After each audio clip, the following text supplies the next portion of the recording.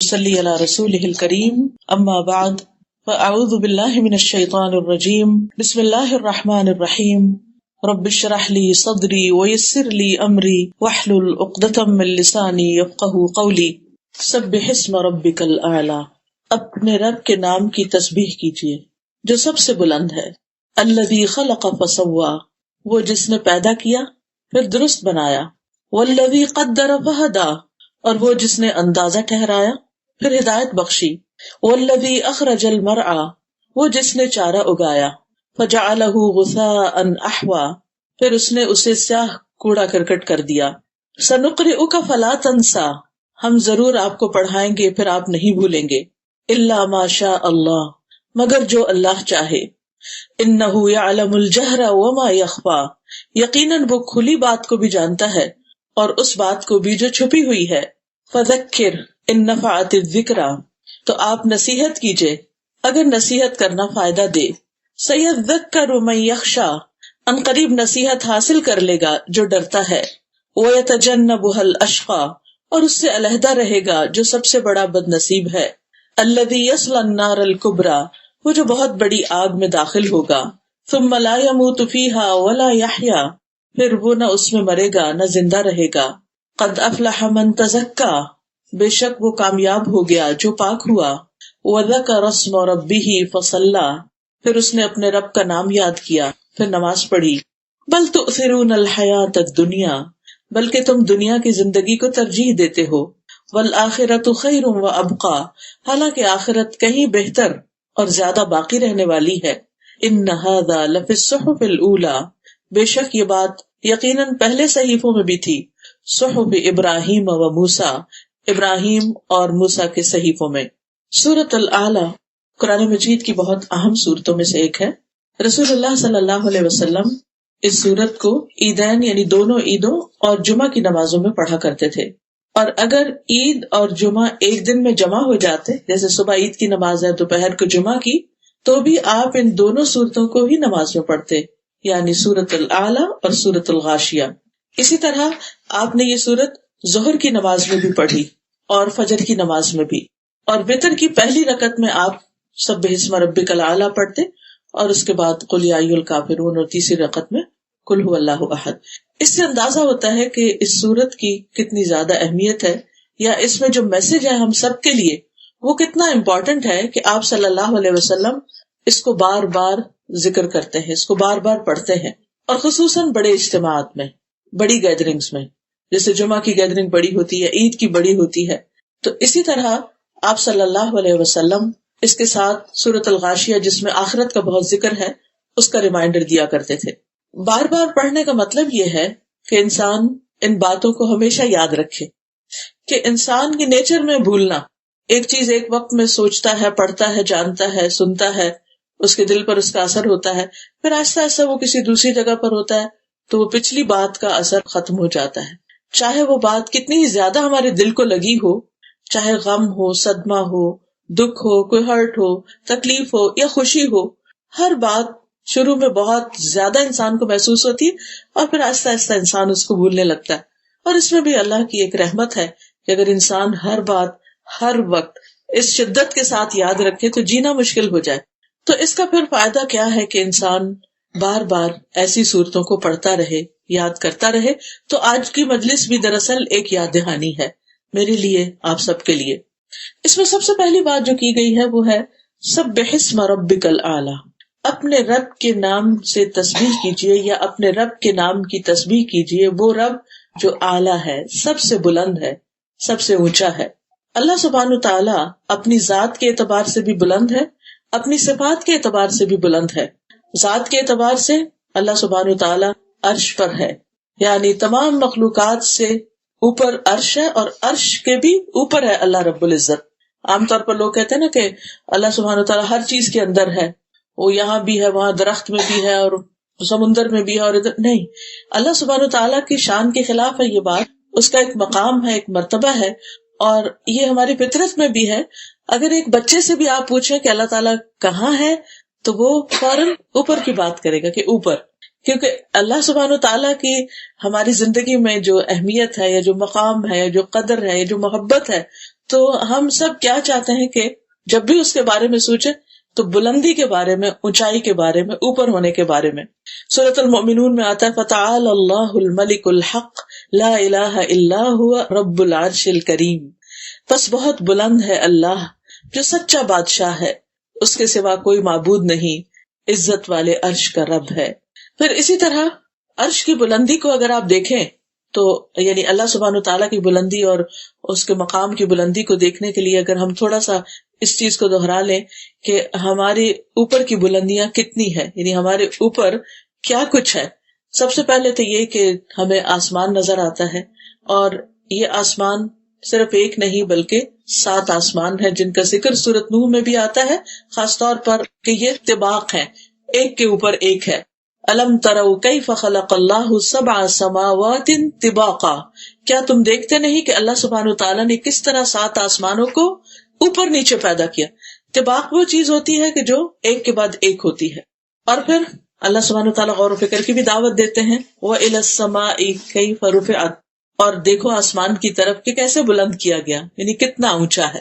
اور پھر ان 7 آسمانوں کے بعد جنت ہے، اور جنت کے 100 درجے ہیں، اور ہر درجے کا درمیانی فاصلہ رسول اللہ صلی اللہ علیہ وسلم نے اس کے بارے میں فرمایا جنت میں 100 درجے ہیں، ہر 2 درجوں کے درمیان اتنا فاصلہ ہے جیسا کہ زمین اور آسمان کے درمیان کا فاصلہ. سبحان اللہ، یہاں سے ہمیں سب سے بلند ترین چیز جو نظر آتی ہے وہ آسمان ہے. تو جنت میں ایک درجے سے دوسرا درجہ. اچھا، دنیا میں بھی لوگوں کے درمیان درجے ہوتے ہیں، کوئی کسی مقام پر ہوتا ہے، کوئی کسی مقام پر، کبھی علم کے اعتبار سے، کبھی مال کے اعتبار سے، کبھی کسی اور چیز کے اعتبار سے. لیکن وہ درجے ان میں فرق بہت زیادہ نہیں ہوتا، مگر جنت میں جو پہلے درجے پر ہوگا اس میں اور صرف اس کے نیکسٹ لیول میں اتنا زیادہ فرق ہے جتنا زمین سے آسمان کا فاصلہ ہے. تو آپ دیکھیے کہ ایک ایک درجہ پانے کے لیے انسان کو پھر کتنی طلب، تڑپ، تمنا، نیت اور کوشش کی ضرورت ہے.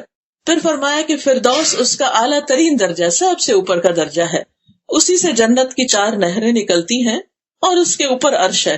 اور جب بھی تم اللہ سے سوال کرو تو جنت الفردوس کا کرو، یعنی اعلیٰ ترین مقام کا، کیونکہ جب انسان اعلیٰ کا سوال کرے گا تو پھر کوششیں بھی اپنی اعلیٰ کرنا شروع کرے گا. مجاہد ایک مفسر ہیں، وہ اس آیت کی تفسیر میں جو سورۃ مریم میں آتی ہے وَقَرَّبْنَاهُ نَجِيًّا، اس کے بارے میں کہتے ہیں کہ 7ویں آسمان اور عرش کے درمیان 70,000 پردے ہیں. یعنی دیکھیے کہ وہ فاصلہ بذات خود پھر اور بہت اونچا ہے. اور اللہ تعالیٰ موسیٰ علیہ السلام کو اپنے قریب کرتے رہے یہاں تک کہ دونوں کے درمیان ایک پردہ رہ گیا. جب اس جگہ کو دیکھا جہاں لوح محفوظ پر لکھنے کی قلم کی آواز سنی تو کہا ربی ارنی انظر الیک، اے میرے رب مجھے دکھا کہ میں تجھے دیکھوں. تو اللہ تعالیٰ نے کیا فرمایا، قال لن ترانی، تم مجھے ہرگز نہیں دیکھ سکتے، کیونکہ حجابہ نور، اللہ سبحانہ تعالیٰ کا جو حجاب ہے وہ نور ہے، اور اگر وہ ہٹ جائے تو اس کے جو چہرے کی صرف ایک کرن، یا وہ کہنا چاہیے کہ وہ جو لائٹ ہے وہ ہر چیز کو جلا کے رکھتے. تو کسی انسان کے اندر اتنا یارہ ہی نہیں، ایون موسیٰ علیہ السلام جو اللہ تعالیٰ کے اتنے بڑے پیغمبر تھے کہ وہ اللہ سبحانہ تعالیٰ کو دنیا میں رہتے ہوئے یا اس لائف میں دیکھ سکیں. ہاں، قیامت کے دن اور جنت میں خاص طور پر اللہ تعالیٰ اہل ایمان کو وہ طاقت بخشیں گے کہ جس کی وجہ سے وہ اللہ تعالیٰ کو دیکھنے کے قابل ہو سکیں گے. اور جب اللہ تعالیٰ کو دیکھیں گے تو اس کے بعد جنت بھی ان کی نگاہوں میں بہت چھوٹی ہو جائے گی. یعنی سب سے بڑی، یعنی کہ ہائٹ آف ڈیلائٹ جو ہے ایک انسان کے لیے کہ جس سے اس کی واقعی سیٹسفیکشن ہو سکتی ہے، وہ صرف اللہ سبحانہ و تعالیٰ کا دیدار ہے. اس سے کم کی جتنی بھی چیزیں ہیں ان کو انسان دیکھتا ہے، وقتی طور پر خوش ہوتا ہے، پھر تھوڑے دن کے بعد اس کی قدر انسان کی نگاہوں سے ہٹ جاتی ہے، پھر اس کے بعد کچھ اور دیکھتا ہے، لیکن یہ سیٹسفیکشن ہو ہی نہیں سکتی جب تک کہ ایک مومن اپنے رب کو نہ دیکھ لے. پھر یہ بھی ہمیں معلوم ہے کہ 7ویں آسمان پر بیت المعمور بھی ہے، جس میں ہر روز 70,000 فرشتے طواف کرتے ہیں، اور جس نے ایک بار طواف کر لیا اس کی باری قیامت تک نہیں آئے گی. رسول اللہ صلی اللہ علیہ وسلم نے فرمایا، یہ صحیح بخاری کی روایت ہے کہ میرے لیے بیت المعمور کھول دیا گیا. اسے ہمیں تو بڑا شوق ہوتا ہے نا کہ کعبہ کے اندر کسی طرح جائیں، تو معراج پر نبی صلی اللہ علیہ وسلم کے لیے بیت المعمور کو کھول دیا گیا. بس میں نے جبریل سے پوچھا تو انہوں نے بتایا کہ یہ بیت المعمور ہے. اس میں 70,000 فرشتے روزانہ نماز پڑھتے ہیں، اور جو ایک بار عبادت کر کے باہر نکل جائے تو دوبارہ اندر واپس نہیں آ سکتے، یعنی قیامت تک ان کی باری پھر نہیں آئے گی۔ ہم تو خوش قسمت ہیں کہ ایک دفعہ حج عمرہ کر لیا اور پھر جانا چاہے تو پھر جا سکتے ہیں، لیکن یہ کہ وہاں پر اللہ کی عبادت کے لیے اتنے زیادہ فرشتے موجود ہیں۔ تو اس سے اندازہ ہو سکتا ہے کہ ہمارا رب کتنا اعلیٰ اور کتنا بلند ہے۔ اور پھر ہم یہ بھی جانتے ہیں کہ رب کے عرش کو فرشتے اٹھائے ہوئے ہیں۔ یہ نہیں ہمیں پتہ چلتا کہ رب اس پر بیٹھا ہے یا کھڑا ہے یا کیا کیفیت ہے، اس کے بارے میں نہ ہمیں علم دیا گیا، نہ ہمیں سوچنا چاہیے، نہ اس کے بارے میں غور کرنا چاہیے، نہ کوئی بحث مباحثہ۔ لیکن اتنا ہم دیکھ سکتے کہ عرش خود کتنا بڑا ہے۔ نبی صلی اللہ علیہ وسلم نے فرمایا کہ مجھے اس بات کی اجازت دی گئی کہ میں اللہ کا عرش اٹھانے والے فرشتوں میں سے کسی فرشتے کے بارے میں بیان کروں کہ وہ کتنا بڑا ہے، تو اس کے کانوں کی لو جو ہے، یعنی کان کا جو نچلا حصہ ہے، اس سے کندھے تک، شولڈر تک، اس کا درمیانی فاصلہ 700 سال کی مسافت پر ہے۔ ایک فرشتے کی صرف یعنی گردن ہی سمجھے اس کو، یعنی تو گردن اگر اتنی اونچی ہے تو وہ خود کتنا اونچا ہوگا، اور پھر وہ عرش کو اٹھائے ہوئے ہیں، تو اس سے اندازہ لگائیے کہ ساتویں آسمان کے اوپر کتنی زیادہ اور بلندی ہے، کہ جس کے بعد عرش آتا ہے، اور اس عرش کو پھر یہ فرشتہ جو اٹھاتا ہے وہ خود کتنا بڑا ہے۔ ظاہر وہ بڑا ہے تو اتنا ہی فاصلہ ہوگا نا کہ جس کے پرے پھر وہ کھڑا بھی ہو سکتا ہے اور اٹھائے ہوئے بھی ہیں۔ اور ان کے بارے میں آتا ہے بعض روایات میں کہ 4 ہیں اور بعض میں آتا ہے 8، اور قیامت کے دن تو فرشور 8 ہیں۔ قرآن مجید میں آتا ہے وَيَحْمِلُ عَرْشَ رَبِّكَ فَوْقَهُمْ يَوْمَئِذٍ ثَمَانِيَةٌ، اور تیرے رب کا عرش اس دن اپنے اوپر 8 فرشتے اٹھائے ہوئے ہوں گے۔ پھر اسی طرح ان 7 آسمانوں اور عرش کے علاوہ ایک کرسی کا ذکر بھی ملتا ہے۔ یہ کرسی کا ذکر آیت الکرسی میں بھی آتا ہے کہ وسع کرسیہ السماوات والارض، کہ اس کی کرسی آسمان و زمین پر چھائی ہوئی ہے یا اس پر وسیع ہے۔ ابو ذر کہتے ہیں نبی صلی اللہ علیہ وسلم نے فرمایا، اے ابو ذر، کرسی کے مقابلے میں 7 آسمان اس طرح ہیں جیسے بیابان میں کسی جنگل میں کوئی ایک چھوٹا سا رنگ پڑا ہوا ہو، چھلا پڑا ہوا ہو، اور پھر کرسی کے مقابلے میں عرش کا حجم ایسے ہی ہے جیسے چھلے کے مقابلے میں بیابان ہو۔ یعنی پھر وہ کرسی جو یعنی 7 آسمانوں کے سامنے چھوٹی ہے، وہ عرش کے مقابلے میں پھر اتنی چھوٹی، یعنی عرش کی وسعت کو آپ دیکھیے کہ کتنی زیادہ ہے۔ تو اللہ سبحانہ تعالیٰ اپنی ذات کے اعتبار سے انتہائی بلند ہے، تو اس لیے جب ہم اس کی تسبیح کریں، سبح اسم ربک الاعلی، کہ تسبیح کیجئے اپنے رب کے نام کی جو بہت اعلیٰ ہے، تو اس کی بلندی اور اس کی عظمت اور اس کی گریٹنس اور اس کی قدرت وہ ہمارے دل میں آنی چاہیے۔ صرف ہم ایک سبحان اللہ سبحان اللہ سبحان اللہ کر کے تسبیح کر کے ختم نہ کریں، بلکہ اللہ سبحانہ وتعالیٰ کو اپنے دل میں، اپنے جذبات میں، اپنے زبان سے ذکر میں اس کو وہ مقام دیں یا اس کی عظمت کو محسوس کیا کریں۔ پھر اللہ سبحانہ وتعالیٰ اپنی صفات کے اعتبار سے، اپنے ناموں کے اعتبار سے بھی سب سے بلند ہے۔ قرآن مجید میں اللہ تعالیٰ فرماتے ہیں سبحانہ وتعالی عما یقولون علوا کبیرا، پاک ہے وہ ان باتوں سے اور بہت بلند و برتر جو یہ لوگ بناتے ہیں، یعنی اللہ تعالیٰ کے شان میں جو بات کرتے ہیں جو اس کو زیب نہیں دیتی، اور پھر اسی طرح جو شرک کرتے ہیں، تو اللہ سبحانہ وتعالیٰ ان چیزوں سے بہت اونچا ہے، بہت بلند ہے، ابو ہے۔ جنہوں نے بھی یہ کہا تھا وَأَنَّهُ تَعَالَى جَدُّ رَبِّنَا مَتَّخَذَ صَاحِبَةً وَلَا وَلَدًا، بے شک ہمارے رب کی شان بہت بلند ہے، اس نے کسی کو بیوی یا بیٹا نہیں بنایا، اور پھر ہر کمزوری سے پاک ہے۔ آیت الکرسی میں ہم پڑھتے ہیں اللہ لا الہ الا هو الحی القیوم لا تأخذہ سنۃ ولا نوم، کہ اس کو نہ نیند آتی ہے اور نہ اونگ آتی ہے، کیونکہ نیند اور اونگ جو ہے انسان کی ویکنس ہے، کمزوری ہے۔ کوئی کتنا بھی اسٹرانگ ہو، کسی بھی اعتبار سے، فزیکلی ہیلدی ہو انسان، یا پھر دیگر کسی اعتبار سے بہت بڑا انسان ہو دنیا میں، یعنی دنیاوی اعتبار سے، لیکن ہم دیکھا ہوگا کہ کوئی ہمیشہ جاگ نہیں سکتا، بالآخر دن بھر کام کر کے آخر اس کو سونا ہی پڑتا ہے۔ پھر اسی طرح انسان تھک جاتا ہے، لیکن اللہ سبحانہ تعالیٰ تھکتا نہیں۔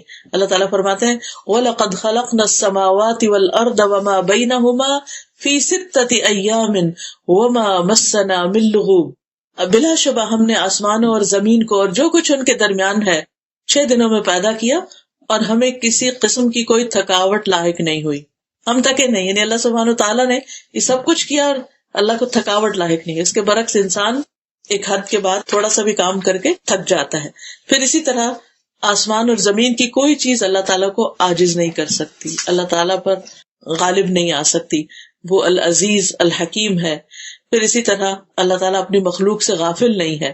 وما كنا عن الخلق غافلین، ہر لمحہ ہر ایک کو واچ کر رہا ہے، کوئی پتہ نہیں گرتا مگر یہ کہ اس کے علم میں ہوتا ہے. اور پھر یہ کہ اللہ تعالیٰ ہر طرح کے ظلم سے بھی برتر و بالا ہے. وما یظلم ربک احدا، حقیقت یہ کہ جتنے بھی اس کے نام ہیں، جتنی بھی صفات، یہ تو بذات خود ایک الگ باب ہے. ایک ایک نام پر انسان گھنٹوں لگا سکتا ہے، اس کی جو صفات ہیں، اور جتنا انسان ان کو جانتا ہے اتنی ہی اللہ تعالیٰ سے محبت بڑھتی چلی جاتی ہے.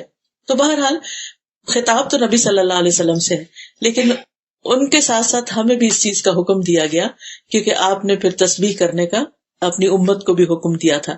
تو آیت کہہ رہی ہے کہ سبح اسم ربک الاعلی، اپنے اعلی رب کی تسبیح بیان کیجئے. تسبیح کیا چیز ہے؟ تسبیح کا مطلب ہے پاکی بیان کرنا، اس بات کا اظہار کرنا کہ اللہ سبحانہ وتعالی ہر عیب ہر نقص سے پاک ہے. دوسرے لفظوں میں یہ اس کی تعریف ہے، یعنی اللہ تعالیٰ کی تعریف بیان کی جائے. اور پھر یہ بھی یاد رکھیے کہ یہ تسبیح جو ہے یہ صرف دل میں نہ ہو بلکہ زبان کے ساتھ بھی ہو. اور صرف اتنا ہی نہ ہو کہ انسان کہ ہاں میرے دل میں تو اللہ سبحانہ تعالیٰ کی پاکی کا خیال آتا ہے اور اللہ پاک ہے، نہیں، بلکہ اس کے ساتھ ساتھ انسان رب کا نام لے کر اس کی تسبیح کرے، سبحان اللہ کہے. اللہ تعالیٰ کا جو ذاتی نام ہے وہ کیا ہے؟ اللہ، اللہ سبحانہ تعالیٰ. اسی لیے سورۃ الواقعہ میں آتا ہے فسبح باسم ربک العظیم، آپ تسبیح بیان کیجیے اپنے رب عظیم کے نام کے ساتھ، یعنی سبحان اللہ کہیے یا سبحان الملک القدوس، یعنی اللہ تعالیٰ کا کوئی اور نام بھی لے کر اس کے ساتھ سبحانہ کا لفظ کیا جا سکتا ہے.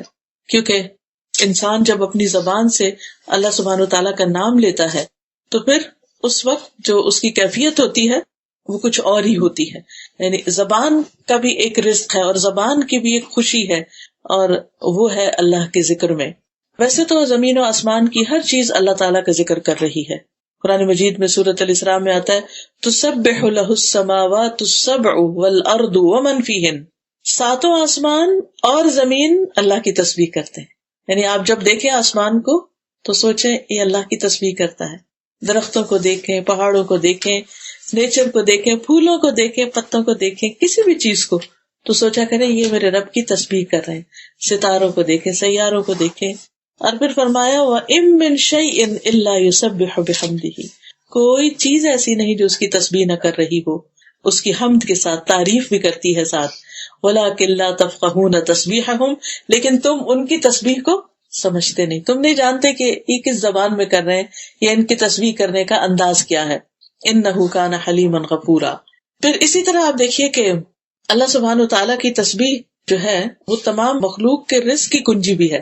حدیث میں آتا ہے اللہ کے نبی نوح علیہ السلام کی وفات کا وقت جب آیا تو انہوں نے اپنے بیٹے سے کہا کہ بیٹا میں تمہیں ایک وصیت کر رہا ہوں. اور وہ وصیت کیا تھی کہ سبحان اللہ و بحمدہ کا ورد کرتے رہنا. یہ ہر چیز کی نماز ہے اور اس کے ذریعے مخلوق کو رزق ملتا ہے، یعنی یہ رزق کی کنجی بھی ہے ساری مخلوق کی. تو جب ساری مخلوق کے رزق کی کنجی ہے تو ظاہر انسان بھی اس میں شامل ہو جاتے ہیں. اب یہ جو سبحان اللہ و بحمدہ ہے یعنی مختصر سا ذکر ہے، اس کو خاص طور پر صبح اور شام پڑھنا جو ہے 100 بار تمام گناہوں کی معافی کا ذریعہ بنتا ہے. اور سورۃ النور میں آتا ہے کہ کل قد علم صلاتہ و تسبیحہ، ہر مخلوق جو ہے اس کو اپنی نماز اور تسبیح کا علم ہے کہ اسے نماز کیسے ادا کرنی ہے اور تسبیح کیسے کرنی ہے. تو یہ ان کی تسبیح ہے سبحان اللہ و بحمدہ. پھر ہم دیکھتے ہیں کہ فرشتے بھی تسبیح کرتے ہیں. جب آدم علیہ السلام کے پیدا ہونے کا ذکر ہوا تو انہوں نے کیا کہا وَنَحْنُ نُسَبِّحُ بِحَمْدِكَ وَنُقَدِّسُ لَكَ. تو جب رسول اللہ صلی اللہ علیہ وسلم سے سوال کیا گیا کہ کون سا کلام افضل ہے تو آپ نے فرمایا جو اللہ تعالیٰ نے اپنے فرشتوں اور اپنے بندوں کے لیے چنا، اور وہ ہے سبحان اللہ و بحمدہ. اسی طرح وہ فرشتے جو عرش اٹھائے ہوئے ہیں وہ بھی اللہ کی تسبیح کرتے ہیں. الذین یحملون العرش ومن حولہ، یعنی کچھ فرشتے تو عرش اٹھائے ہوئے اور کچھ فرشتے عرش کے ارد گرد طواف کرتے ہیں. تو وہ بھی کیا کرتے ہیں یسبحون بحمد ربہم، اپنے رب کی حمد کے ساتھ اس کی تسبیح کرتے ہیں. قیامت کے دن بھی ایسا ہی ہوگا. وَتَرَى الْمَلَائِكَةَ حَافِّينَ مِنْ حَوْلِ الْعَرْشِ يُسَبِّحُونَ بِحَمْدِ رَبِّهِمْ. آپ دیکھیں گے کہ فرشتے عرش کے گرد حلقہ باندھے ہوئے ہیں، یعنی پورا سرکل کیے ہوئے ہوں گے اور اس کے ساتھ ساتھ تسبیح پڑھ رہے ہوں گے. سوچیے کیا منظر ہوگا اور کیا جلال ہوگا اور کیا رب کی عظمت کا احساس ہوگا اس وقت انسان کو کہ جب اتنی بڑی بڑی مخلوق جو ہے وہ اللہ کی تسبیح کر رہی ہوگی. اور یہ اللہ تعالیٰ کا پسندیدہ کلام ہے. اور ہم دیکھتے ہیں کہ نماز کے شروع میں بھی ہم کہتے ہیں سبحانک اللہم و بحمدک و تبارک اسمک و تعالی جدک. پھر اسی طرح ہم نماز کے اندر بھی تسبیح کرتے ہیں.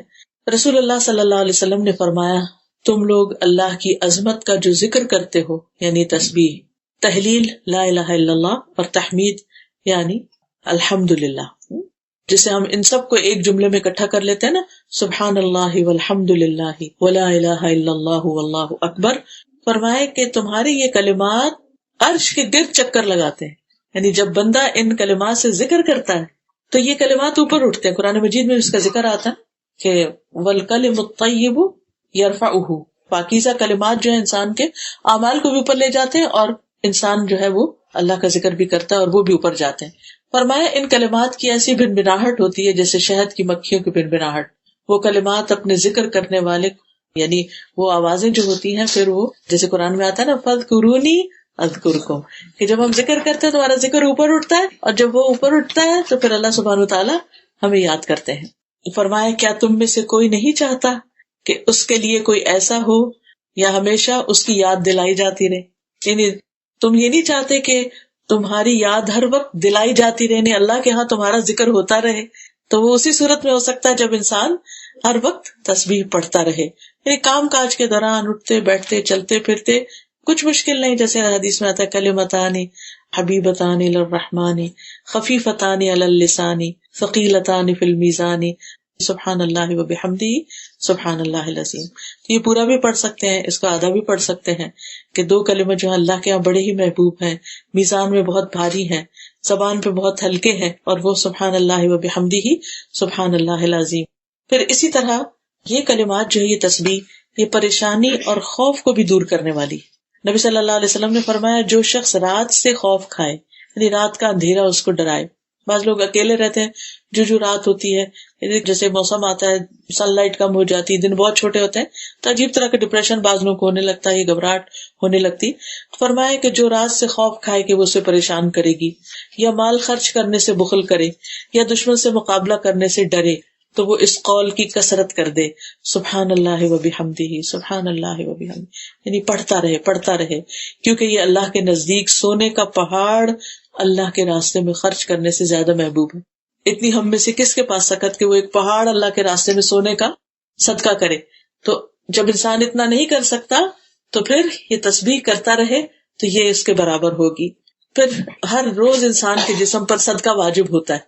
حدیث میں آتا ہے کہ ہر روز انسان جب صبح کرتا ہے تو اس کے 360 جوڑوں پر صدقہ واجب ہوتا ہے اور ہر روز جان کا یہ صدقہ دینا ہوتا ہے انسان کو. تو لوگوں کا کہ ہمارے پاس تو اتنا مال نہیں کہ ہم اتنا صدقہ کر سکیں، تو اس پر آپ نے فرمایا کہ سبحان اللہ کہنا جو ہے یہ بھی صدقہ ہے، الحمدللہ کہنا بھی صدقہ ہے، لا الہ الا اللہ کہنا بھی صدقہ ہے، اللہ اکبر کہنا بھی صدقہ ہے، نیکی کا حکم دینا بھی صدقہ ہے، برائی سے روکنا بھی صدقہ ہے. تو یہ ساری چیزیں کیا ہیں؟ صدقہ بھی شمار ہوتی ہیں.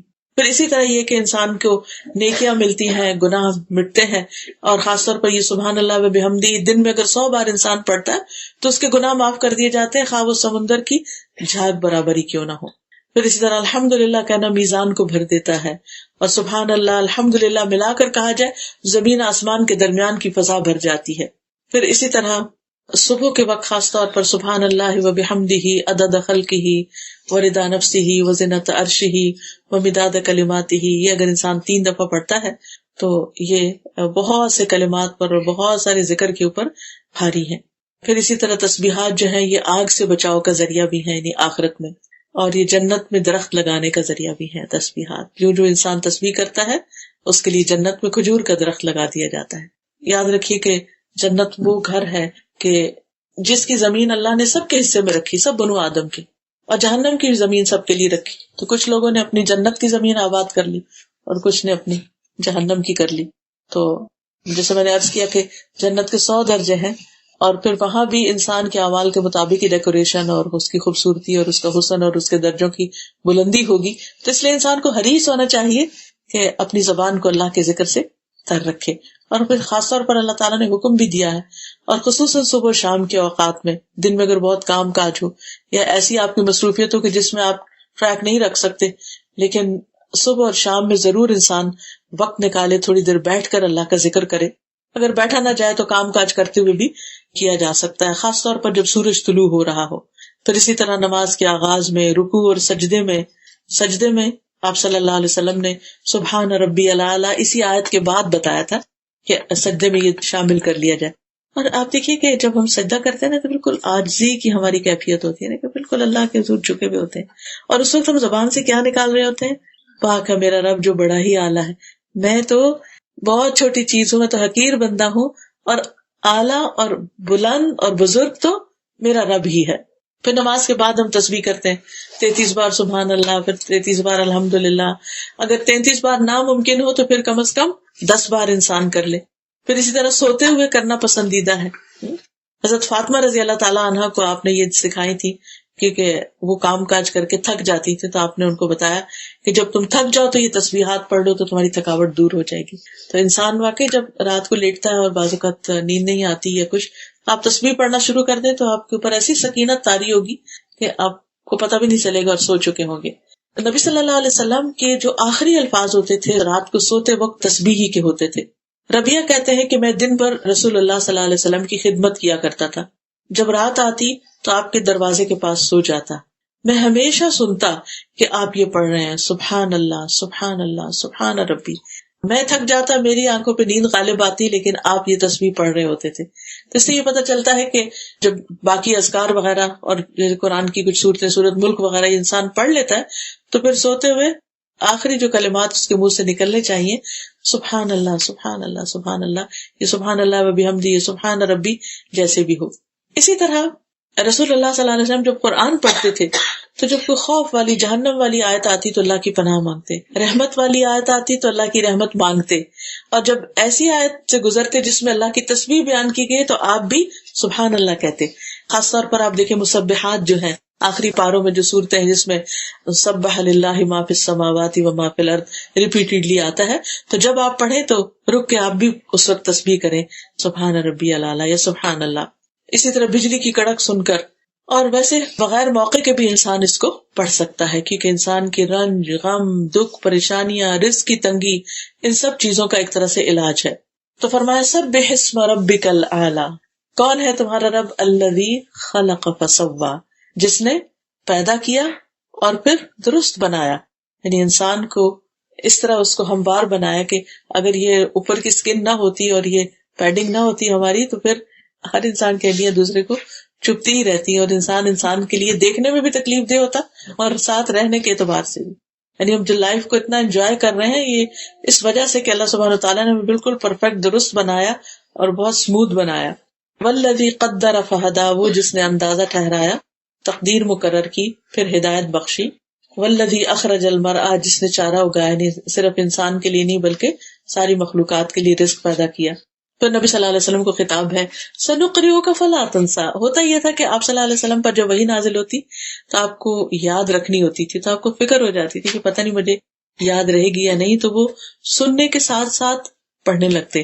تو اللہ تعالیٰ نے فرمایا کہ نہیں، جب ہم پڑھ رہے ہوں یعنی فرشتہ آپ کو سنا رہا ہو تو اس وقت آپ خاموشی اختیار کر کے صرف سننے پر فوکس کریں. اسی لیے جب کبھی آپ کو امام کے ساتھ نماز پڑھنے کی کسی مسجد وغیرہ میں کبھی تراویح یا کہیں موقع ملے تو خاموشی سے پیچھے سے قرات سننی چاہیے، کیونکہ ہوتا ہی ہے جیسے بہت سے لوگوں کو سورت یاسین یاد ہوتی ہے یا سورت الملک، تو جو ہی امام تراویح پڑھتے پڑھتے وہ سورت پہ آتا ہے سارے لوگ پیچھے پڑھنا شروع کر دیتے، تو اس سے امام کی نماز میں خلل ہو سکتا ہے. تو چاہے ہمیں آتا ہو یا نہ آتا ہو، جب امام قرات کر رہا ہو تو ہمارا فرض ہے کہ ہم اس قرات کو سنیں. الا ما شاء اللہ انہ یعلم الجہر وما یخفی، مگر جو اللہ چاہے ہم ضرور آپ کو پڑھائیں گے، پھر آپ نہیں بھولیں گے، یعنی آپ بے فکر ہو جائیں. اللہ سبحانہ وتعالیٰ نے جو ذمہ داری آپ پر ڈالی ہے لوگوں تک یہ کلام پہنچانے کی، تو پھر وہی آپ کی حفاظت کرے گا اور آپ کو یہ سکھا دے گا. پھر ہے وَنُيَسِّرُكَ لِلْيُسْرَىٰ، ہم آپ کے لیے آسانی پیدا کریں گے، یعنی ہم آپ کی آسانی کی طرف رہنمائی کریں گے. اب زندگی میں انسان پر مشکلات بھی آتی ہیں لیکن اس کے ساتھ ساتھ آسانی بھی ہوتی ہے. قرآن مجید میں آتا ہے ان مع العسر یسرا، تنگی کے ساتھ آسانی بھی ہے. لیکن یہ آسانی کب ہوتی ہے؟ مشکلات میں آسانیاں کب ہوتی ہیں؟ غم جھیلنا آسان کب ہوتے ہیں؟ تکلیفیں برداشت کرنا آسان کب ہوتا ہے؟ وہ اس وقت ہوتا ہے جب انسان کے اندر کچھ کوالٹیز ہوتی ہیں، کچھ چیزیں اختیار کرتا ہے. نمبر 1 تقوی. سورۃ الطلاق میں اللہ تعالیٰ فرماتے ہیں وَمَن يَتَّقِ اللَّهَ يَجْعَل لَّهُ مِنْ أَمْرِهِ يُسْرًا، جو شخص اللہ سے ڈرے گا تو اللہ تعالیٰ اس کے کام میں آسانی پیدا کر دے گی. سورۃ اللیل میں آتا ہے فَأَمَّا مَنْ أَعْطَىٰ وَاتَّقَىٰ وَصَدَّقَ بِالْحُسْنَىٰ فَسَنُيَسِّرُهُ لِلْيُسْرَىٰ، تو جس نے مال خرچ کیا، دیا اور تقوی اختیار کیا اور نیکی کی باتوں کی، بھلائی کی باتوں کی تصدیق کی تو ہم اسے آسان راستے پر چلنے کی سہولت دیں گے، یعنی اس کے لیے ہم آسانیاں پیدا کر دیں گے. اسی طرح جو شخص کسی دوسرے کے لیے آسانی پیدا کرتا ہے اللہ تعالیٰ اس کے لیے آسانیاں کر دیتے ہیں. ایک شخص تھا بنی اسرائیل میں، وہ لوگوں کو قرض دیا کرتا تھا اور اس نے اپنے غلام کو کہہ رکھا تھا کہ اگر کوئی شخص آئے اور نہ ادا کر سکے تو اس پہ سختی نہیں کرنا، اس کو ڈیل دے دینا، مہلت دے دینا، اور اگر کوئی ایسا جو دے ہی نہیں سکتا واپس تو اس کو معاف کر دینا. تو اس کے اس طرز عمل، اس اخلاق کی وجہ سے اللہ سبحانہ تعالیٰ نے اس کو بخش دیا، اس کے لیے آسانی فرما دی. اور ویسے بھی حدیث ہے، نبی صلی اللہ علیہ وسلم فرمایا جس نے کسی مومن سے دنیا کی تکلیفوں میں سے کسی تکلیف کو دور کیا اللہ تعالیٰ اس سے قیامت کے دن کی تکلیفوں میں سے کسی تکلیف کو دور کر دے گا. اس اعتبار سے میں دیکھتی ہوں کہ ڈاکٹرز کا پیشہ جو ہے یہ بہت ہی اجر و ثواب والا ہے اور بہت اس اعتبار سے فائدے والا ہے کہ وہ دوسروں کے دکھ درد دور کرنے کا ذریعہ بنتے ہیں. ایسے محنت ہوتی ہے، مشقت ہوتی ہے، اور بعض اوقات اس محنت کی وجہ سے اور اس تکلیف اور اپنے آپ کو تکانے کی وجہ سے پریشان بھی ہو جاتا ہے. لیکن اگر انسان اپنی نیت یہ رکھے اپنے کام پر جاتے ہوئے کہ میں جا رہا ہوں تاکہ اللہ میرے ذریعے لوگوں کے دکھ درد دور کرے، تو انشاءاللہ اللہ سبحانہ وتعالیٰ اس نیت کی وجہ سے، ٹھیک ہے وہ اس کی جاب ہے، وہ اس کا کام ہے، لیکن نیت کے بغیر ہے، اس میں بھی فائدہ ہے. اور وہ فائدہ کیا ہے؟ دنیا کا فائدہ. لیکن جب انسان اس نیت سے جاتا ہے کہ میں دوسروں کا دکھ دور کروں تو آپ دیکھیے کہ اس کے کام کی کوالٹی بھی بڑھ جائے گی. وہ کام کر کے چاہے وہ تھکا، اس کے اندر ایک خوشی کا بھی احساس ہوگا کہ میں نے کسی کا دکھ دور کیا، اور پھر اجر ہی اجر ہے، اور اللہ سبحانہ وتعالیٰ اس کے بدلے اس انسان کے دکھ دور کرے گا. اور پھر جس نے کسی تنگ دست پہ آسانی کی اللہ اس پر دنیا اور آخرت میں آسانی کرے گا. اور یہ تنگی بعض اوقات ایسا بھی ہوتا ہے نا کہ جیسے کوئی ہمارے ساتھ بیٹھا ہے تو وہ بےچارا صحیح سے بیٹھ نہیں پا رہا، ہم تھوڑا سا سمٹ جائیں، ہم تھوڑی سی جگہ بنا دیں اس کے لیے. کوئی بزرگ ہے اپنی چیز اٹھا نہیں سکتا، اس کی چیز اٹھا لیں. کوئی کسی طرح، بعض لوگ خود کھا نہیں سکتے، آپ بزرگ ہو جاتے ہیں ان کو فیڈ کر رہے ہیں، بچوں کی آپ مدد کر رہے ہیں، کسی بھی اعتبار سے. تو اپنے گھر کے کام کاج میں بھی اگر آپ لگے ہوئے ہیں تو ان کو خوشی سے کیجئے کہ میں ان کی تکلیف دور کر رہی ہوں، اللہ تعالیٰ میری تکلیف کو دور کرے گا. اور جس نے کسی مسلمان کی پردہ پوشی کی اللہ تعالیٰ اس کی دنیا اور آخرت میں پردہ پوشی کرے گا. اللہ تعالیٰ اس وقت تک بندے کی مدد میں ہوتے ہیں جب تک بندہ اپنے بھائی کی مدد میں لگا ہوا ہوتا ہے. جو کسی کی مدد کرتا رہتا ہے اللہ تعالیٰ کی طرف سے اس کے لیے مدد آتی ہے. اور پھر انسان کو دعا بھی کرنی چاہیے آسانیوں کے لیے. جیسے موسیٰ علیہ السلام پر جب نبوت کا بار ڈالا گیا تو انہوں نے کیا کہا؟ قال رب اشرح لی صدری ویسر لی امری، اللہ میرا سینہ کھول دے اور میرا کام آسان کر دے. اور یہ سینہ کھولنے کا مطلب صرف یہ نہیں ہوتا کہ ہمارا حافظہ اچھا ہو جائے، اس کا مطلب یہ ہوتا ہے کہ ہمارا دل بڑا ہو جائے، یعنی کہ جو دل کی گھٹن اور تنگی اور بخل یہ چیزیں ختم ہو جائیں. تو وہ جب دل کھلتا ہے نا اور دل میں وسعت آتی ہے تو انسان لوگوں کی بڑی بڑی باتوں کو معاف کر دیتا ہے، انسان دوسروں کی جگہ اپنے آپ کو رکھ کے دیکھتا ہے، انسان کی سوچ میں بھی وسعت آتی ہے اور چھوٹی چھوٹی چیزیں اس کو پریشان نہیں کرتی. تو یہ دعا صرف اس وقت نہیں پڑھنی چاہیے جب ہم کوئی لیکچر دے رہے ہوں یا ہم صرف کوئی کتاب پڑھ رہے ہوں یا کوئی ایگزام ہو یا بچوں کو بتائیں، بلکہ عام زندگی میں بھی اس کو پڑھنا چاہیے کہ اللہ تعالیٰ میرا سینہ وسیع کر دے. یعنی جب دل بڑا ہوتا ہے نا تو انسان دوسروں کے دکھ درد بھی سن لیتا ہے، ان کے ساتھ ہمدردی بھی کر لیتا ہے، اور ان کی بہت سی زیادتیوں کو بھی وہ اتنا بڑا ہے کہ بس پھینکتے جاؤ، اندر پھینکتے جاؤ جیسے کوئی چیز گم ہو جائے، نظر ہی نہ آئے. تو ایسا شخص اپنے دل پہ کوئی چیز ایسی نہیں رکھتا کہ جو اس کے لیے یا دوسروں کے لیے پھر تکلیف کا باعث ہو.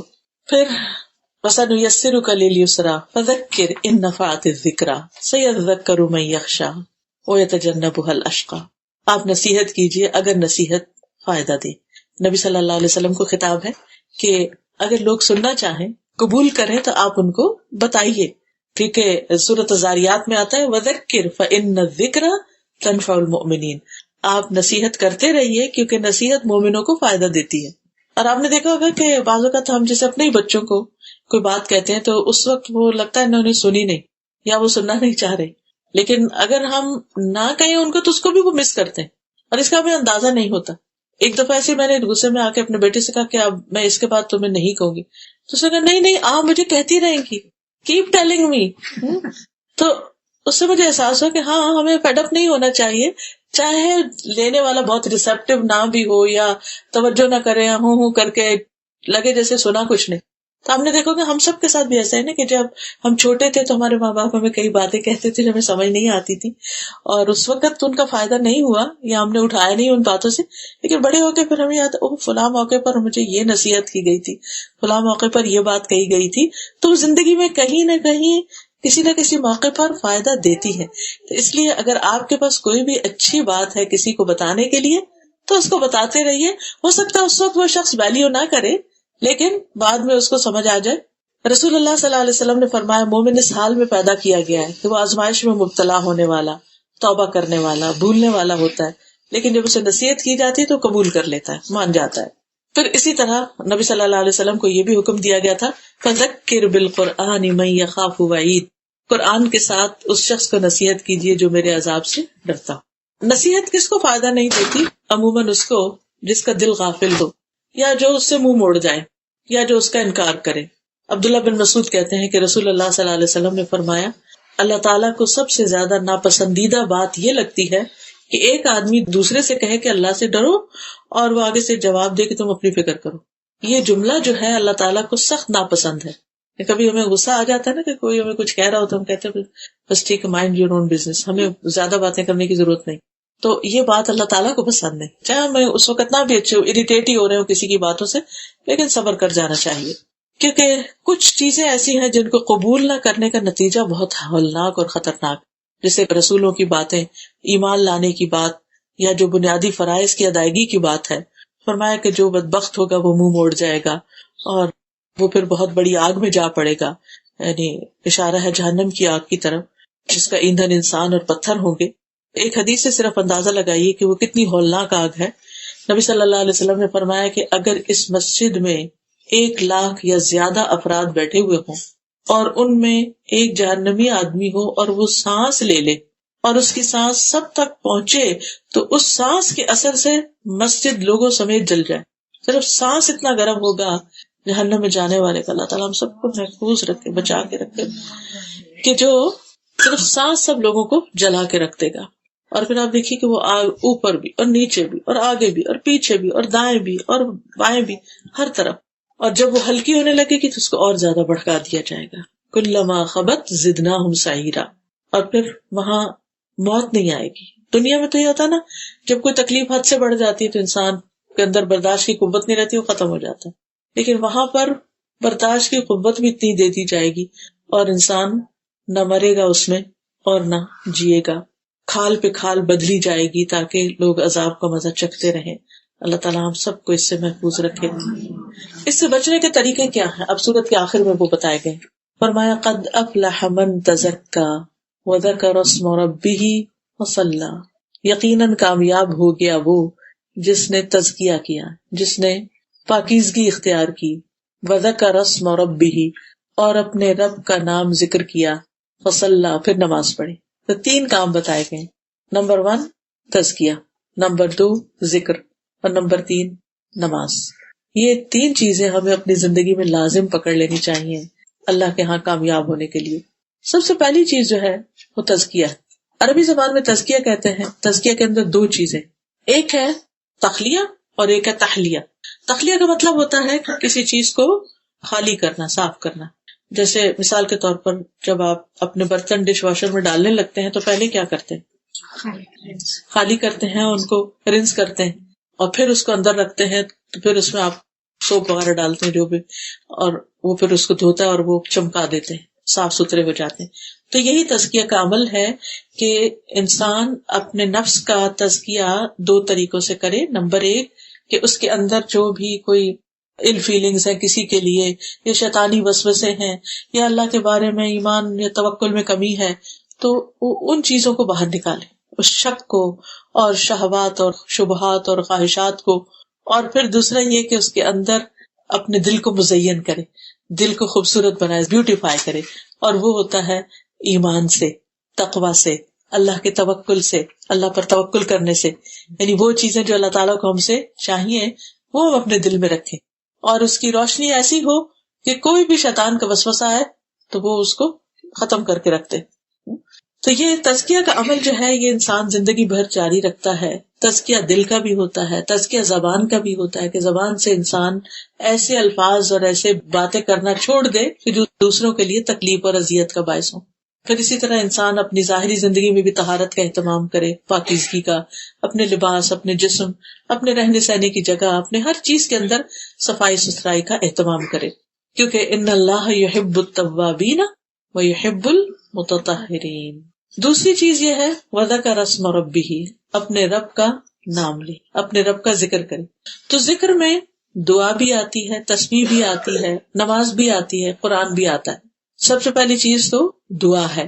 چھوٹی چھوٹی چیز جو ہے اس میں انسان اللہ سبحانہ وتعالیٰ کی طرف رجوع کرے اور اللہ کی طرف راغب ہو، اور اس سے دعا کرے کہ یا اللہ تو میرا تزکیہ کر دے، تو مجھے پاک کر دے، تو مجھے اپنے محبوب بندوں میں شامل کر لے. پھر اسی طرح اس میں ذکر اور تزکیہ دونوں میں پھر کیا آتا ہے کہ انسان جو عمل بھی کرے چھپا کے کرے، یعنی ریاکاری سے بچے. امام غزالی کی کتاب احیاء علوم الدین میں وہ فضیل بن ایاز کا ایک کوٹیشن لکھتے ہیں کہ جدید دور کی ریاکاری، یا دیکھیے کہ وہ 1000 سال پہلے کی بات ہے، اس وقت کہتے ہیں جدید دور کی ریاکاری. کہتے ہیں پہلے لوگ تو ان کاموں کو دکھاتے تھے، شو آف کرتے تھے جو انہوں نے کیے ہوتے تھے، اور اب کے دور میں لوگ ان چیزوں کا شو آف کرتے جو انہوں نے کیا نہیں ہوتا. تو میں نے کہا اگر آج امام غزالی ہوں تو کیا کہیں کہ تو اس میں آپ دیکھیے کہ یہ چیز تزکیے کے منافی ہے کہ انسان اول تو یہ کہ کچھ کرنے میں سستی کرے، اور اگر تھوڑا بہت کرے تو اس کا اشتہار بہت دے، اور پھر ان چیزوں کو بھی اپنے ذمہ لے لے، اپنے آپ کو کریڈٹ دے ان چیزوں کا جو اس نے سرے سے کیا ہی نہیں. پھر اسی طرح تزکیہ میں فائدہ دیتا ہے موت کو یاد رکھنا. انسان جب اپنے آخری گھر، اپنی منزل، اپنی کل کی زندگی کو دیکھتا ہے تو مسلسل کوشش کرتا ہے.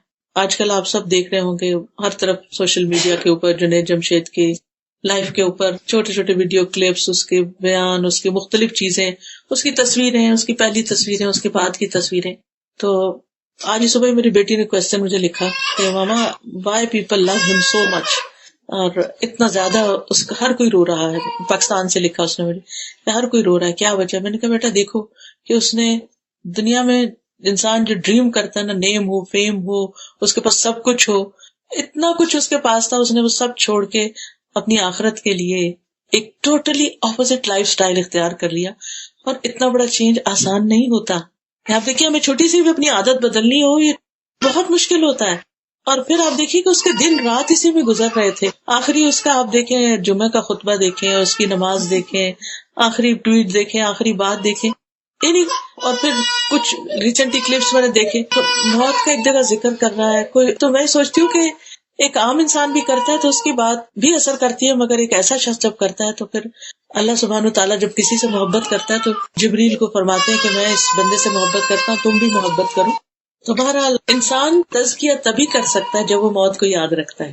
میرے پاس جو کچھ بھی ہو سبھی چھوڑ جانا ہے نا، تو کیوں نہ انسان اپنے ہاتھ سے دے، کیوں نہ انسان ایسی چیزوں کو چھوڑ دے جو اس کی آخرت کے لیے نقصان دہ ہے. تو جتنا زیادہ آخرت کا یقین ہوتا ہے اتنا ہی تزکیہ کا عمل تیز ہو جاتا ہے. پھر اسی طرح جتنی زیادہ اللہ تعالیٰ سے محبت ہوتی ہے، معرفت ہوتی ہے، اتنا ہی تزکیہ زیادہ ہوتا جاتا ہے. تو اللہ کے نام کا ورد جو ہے وہ بھی تزکیہ میں مدد دیتا ہے. پھر اچھے دوستوں کی صحبت، اچھی کمپنی جس میں انسان نہ غیبت کرے نہ.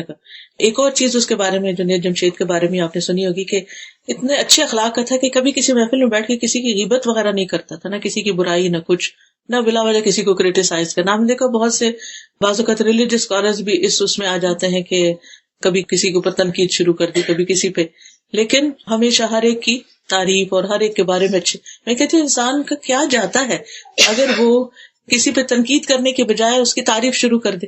اور جب آپ ایسا شروع کر دیتے ہیں تو آپ کا اپنا ہی دل خوش ہو جاتا ہے، کیونکہ آپ کو پھر خوبیاں نظر آنا شروع ہو جاتی ہیں.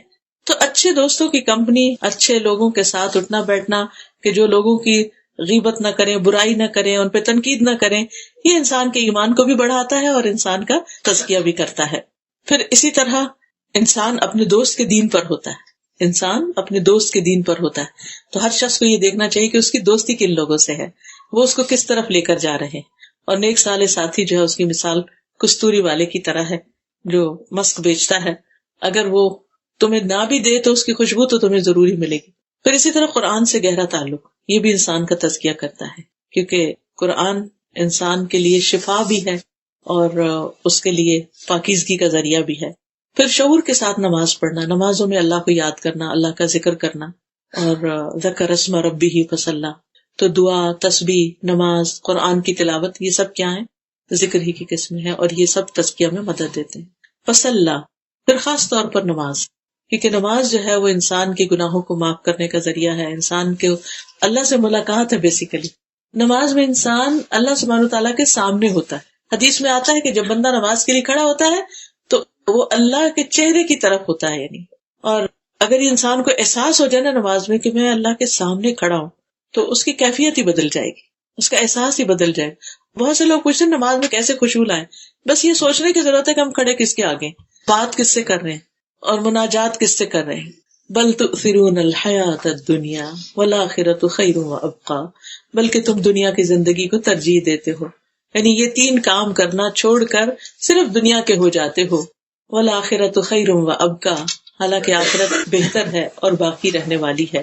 جیسے قرآن مجید میں آتا ہے نا، انما هذه الحیات الدنیا متاع وان الاخرۃ ہی دار القرار، یہ دنیا کی زندگی تو معمولی فائدے کے سوا کچھ نہیں، اور یقیناً آخرت وہی رہنے کا گھر، زندگی وہاں شروع ہوگی اور وہ ہمیشہ ہمیشہ کی زندگی.